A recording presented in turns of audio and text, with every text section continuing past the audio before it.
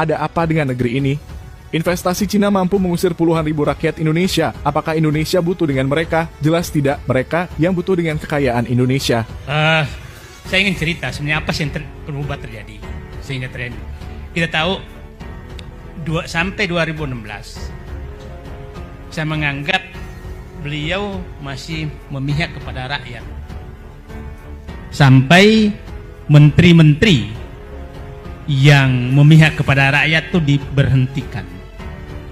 Kita tahu semua saat itu Rizal Ramli diberhentikan, Sudirman Said diberhentikan, kemudian Anies Baswedan diberhentikan, Peri Musilaban almarhum diberhentikan. Jadi hampir semua menteri yang menyuarakan kepentingan rakyat itu diberhentikan. Dan digantilah dengan menteri-menteri berbasis pengusaha. Jadi terjadi perubahan di 2016. Dan sampai sekarang sebagian besar menteri berbasis pengusaha. Dan Pak Gatot, Pak Batiar Fransa pernah di kabinet.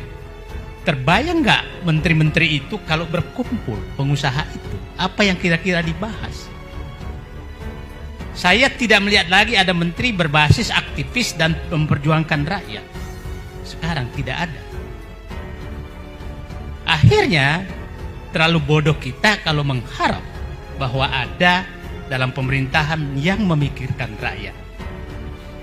Jadi saya kaget kalau ada orang yang berharap kepada mereka. Jadi itu tanda belok yang sangat tajam di 2016. Di 2015 kita masih perang. Kejar papa minta saham, kejar Freeport, kejar yang lain. Tapi setelah itu mulai 2017 tambang nikel diserahkan ke Cina.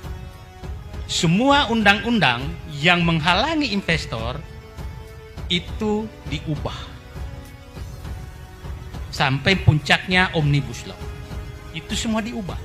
Jadi saya katakan tikungan kudeta oligarki berbasis investasi terjadi di 2016 dan berlanjut di 2000 dan sampai sekarang. Nah, ini berlanjut sampai sekarang, termasuk partai politik juga diambil alih. Jadi kekuasaan sekarang adalah kekuasaan oleh para investor. Jadi bukan kekuasaan politik. Politik adalah alat investor untuk mengobjektifkan kepentingan subjektif dia. Itu istilah yang sering saya pakai. Apa yang dimaksud mengobjektifkan kepentingan subjektif adalah mereka kongko-kongko, para pengusaha ini menyatakan ada yang menghambat nih investasi kita. Maka hubungi partai politik, kota partai politik, kami punya ide mau mengubah undang-undang ini, maka diubahlah undang-undang itu. Jadi sederhana sekali negara ini sekarang. Kalau dulu Pak Gatot pernah menyatakan berapa angka menguasai negara, sepertinya sekarang tidak perlu lagi, Pak. Mereka kongko 10 orang, selesailah negara ini. Ya.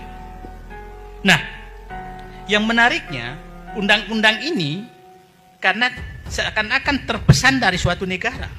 Dalam hal ini Cina, seakan-akan terpesan dari satu negara. Saya kasih contoh paling nyata, Rempang lah, yang paling baru. Coba bayangkan bulan Juli kunjungan presiden ke Cina dan Bahlil menandatangani MOU dengan perusahaan Cina. Bulan Agustus keluar keputusan Menko Perekonomian menyatakan dari itu proyek strategis nasional. Bulan September penggusuran dilakukan. Dan 28 September harus menyatakan kosong. Oke. Apakah yang secepat itu terjadi? Kalau bukan karena sudah negara ini sudah diambil alih oleh investor dalam dan luar negeri. Nah, jadi janganlah berkelit bahwa politik masih menguasai, hukum masih menguasai. Saya menyatakan sudah tidak ada kekuasaan di negeri ini kecuali yang punya uang. Dan mereka sudah dibeli. Kita telusuri pernyataan beberapa pejabat. Presiden Jokowi 2019 pada saat kampanye menyatakan Jokowi soal menghambat investasi, saya akan kejar dan hajar. Coba bayangkan seorang presiden menyatakan kata kejar dan hajar. Ya Pak Jenderal Gatot, kalau jenderal bisa ngomong tembak, maka prajurit langsung nembak. Ini presiden menyatakan hajar. Artinya saat itu mungkin oligarki sudah menyatakan keluarkan pernyataan keras kalau mau menang, karena tidak lagi perhatikan rakyat, tidak ada pembelaan rakyat saat itu, adalah kita hajar. Tanggal 3 Desember 2021 setelah menang, Jokowi perintahkan Kapolri copot Kapolda yang tak kawal investasi. Makanya jangan heran pada saat pesawat mengantar tenaga kerja asing Cina datang ke Sulawesi Tenggara itu dikawal oleh polisi. Dikawal karena akan dicopot kalau dia enggak dilakukan. Nah, kemudian Pak Luhut Desember 2022, 1 Desember, Luhut ancam bulldozer orang-orang yang halang-halangi investasi ke RI. Di bulldozer. Semua kata-kata yang terlalu kasar kepada rakyat demi investasi sudah keluar dari pemimpin tertinggi negeri ini. Jadi kalau yang rempang itu hanya pelaksanaan daripada instruksi tertinggi dari pemimpin negeri. Nah, berapa hari lalu Menko Polhukam yang saya sering teman diskusi, yang saya anggap ini Prof. Mahfud MD, di Rempang bukan penggusuran tapi pengosongan lahan. Saya sampai kehilangan akal sehat memaknai kata-kata ini. Pengosongan lahan itu adalah tujuan, penggusuran adalah cara. Sama dengan land clearing. Land clearing itu tujuan, membakar adalah cara.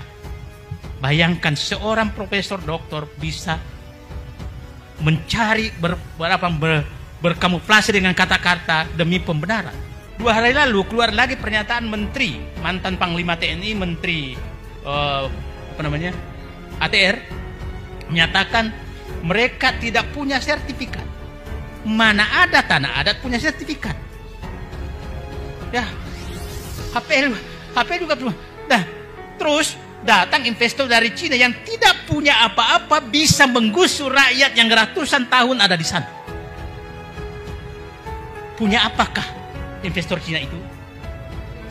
Tak punya apa? Punya presiden. Punya uang. Dan mohon maaf, Rempang ini adalah puncak gunung es yang terjadi banyak di tempat lain. Banyak di tempat lain, Morowali, Sangihe, Maluku Utara, Kalimantan Barat, Kalimantan Timur, Sumatera Barat. Jadi saya berharap mari selamatkan negeri ini dari tangan-tangan investor yang dibungkus investor.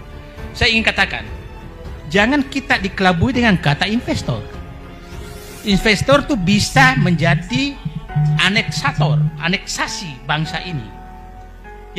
Hanya bisa dikatakan investor apabila memberikan 5 manfaat. Kalau tidak memberikan ini maka dia penjajah. Oke Pak? 1, meningkatkan pendapatan negara. Yang kedua, mendorong pertumbuhan perekonomian nasional. Yang ketiga, menampung tenaga kerja. Yang keempat, meningkatkan kesejahteraan rakyat. Yang kelima, meningkatkan nilai tambah sumber daya alam dan dinikmati oleh rakyat. Itu baru investor nama. Kalau 5 hal ini tidak terjadi, maka dia adalah penjajah. Jadi jangan sampai yang diundang mereka ini adalah penjajah. Saya ingin mulai. Kasih contoh Morowali. Pendapatan negara nggak ada karena dibebaskan pajak selama 20 tahun. Oke, pertumbuhan ekonomi tidak ada hanya karena itu langsung ke Cina semua. Ada pertumbuhan tapi itu tidak untuk kesejahteraan. Hanya di dalam angka-angka, bukan milik kita. Menampung tenaga kerja enggak karena mendatangkan tenaga kerja asing. Memacu pertumbuhan ekonomi tidak karena bank yang digunakan bank Cina, mesin yang digunakan mesin Cina. Tidak ada sama sekali pembelian apa-apa di Indonesia. Nah, terus apa namanya? Bagi saya, investor yang tidak memberikan 5 manfaat seperti yang saya katakan tadi adalah penjajah.